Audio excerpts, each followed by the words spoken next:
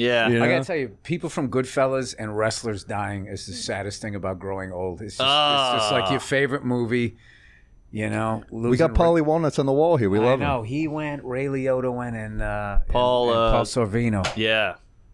I didn't know that was Maria Sorvino's? Did you read that thing where he was talking about how he was going to try to back out of the movie because he only played nice guys and he didn't think that he could do, you know, sort of that ominous thing that he did. And then one day he just kind of put the coat on and he said he was thinking about the character and he sort of looked up in the mirror and he like scared himself and he's like, all right, I got this. Is guy. Liotta? No, Paul Sorvino. So, because Paul has a couple of, like, I love that moment where he goes, well, what do you want me to do, whack him? And the guy, hey, I don't think that'd be a bad idea. And he just gives him this fucking look. And he's like, oh, I mean, and he's just like, oh my God, this guy's going to end up in a dumpster. Just this look that he gave him. And then also, like, I love when he's like, with the onions, when he's kind of looking down his nose and just like. The garlic. Oh my God. Yeah. It's just like one like I feel like the Food Network should show that scene before every. It just makes you want to eat a great meal. Of course, I can't cut garlic without thinking about that. It's just burning into my brain. That and Cutty Sark.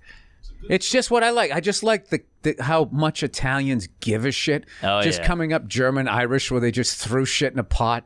It's just like airport level. Go fuck yourself. But these guys, look at that face. It's an art. Oh, man. Even in prison. Yeah, at the beginning of the pandemic, I made pasta like every night just because, you know, you bulk it out. And I can't not think of the scene. Every time. I mean, how genius is that? So it liquefies in the pan? Like, how good is that? Yeah, my mom has a food podcast. Shout out. And she's like, what do you want to talk about? And I talk about that scene. And she's like a big, you know, Italian mook. And she had never seen that. So it blew her mind. She's like, I thought this was like a bloody gangster movie. I'm like, no, it's Scorsese. There's attention to detail. Yeah, no.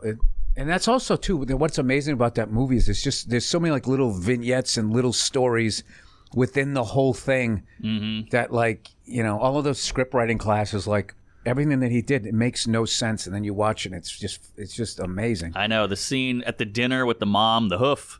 That scene's amazing with the guy. One guy go this way, one guy that way. That scene's amazing. That's like a little movie in itself. The scene with the wives where they all have herpes. That's a great moment. There's a million of them. And everything looked like it was thrown together. The scene where he wakes up and she's on top of him with the gun. I mean, there's so many memorable images. Oh, yeah. We've all fucking had that De Niro moment. turning, the, you know, Clapton playing. I mean, it's... Oh, yeah. How about Ray Liotta? How early that was in his career, and he got thrown in with those guys, and he totally hung with them, and they were like improv and all of that. Yeah. I love Ray Liotta, man. Yeah. I watched Something Wild recently again the other day. That's a great Liotta You know, I flick. never saw. I got to see Great that. flick. He steals it. I mean, he's incredible. He's so scary in it, man. I got to work with him one time. What? Really? Yeah, he was cool as hell. Whoa. I remember I came in the makeup trailer and he was just sitting there, and he was in like a suit, you know, and I was just like, I didn't say anything to him. I was just like, wow. And then, you know, we did the scene and everything, and then he was really like a warm guy. You know, you wouldn't think, you know, just because of the characters he played, he was a really like nice guy. And we had a couple scenes together, but there was like a big amount of time between them. We shot the first one in LA, and then there was like a month or 5 weeks, and we shot the rest in New York, out in like Queens or whatever. And we on top of that silver cup, we shot a scene on the roof of that thing out in Queens. And he came out, and I remember because he called my character Skippy.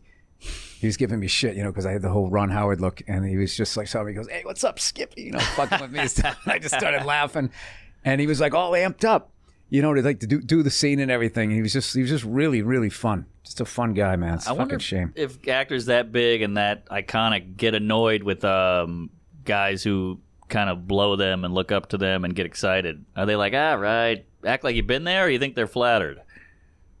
I think it all depends on the person. So I always I just keep my mouth shut, and I just always treat it like, if this guy wants to talk to me, he will. Yeah. And then I think usually when you're just sort of quiet and you're just doing your job and they think you're doing all right, then eventually they get, okay, this guy's a pro. He's not going to ask for a fucking picture. Yeah. I remember when we did that scene, when that scene was over, there was some extra in it. And the scene ended, and it was downstairs at the bar, and he was like walking up the stairs, and this extra was like right on his hip the whole way up, talking about this script that he had. And Ray was being nice and everything. And like now looking back, I'm like, they should have had somebody to be like, hey, get it. Yeah, get a handler. This isn't how this works. You know, he's like, this is my shot.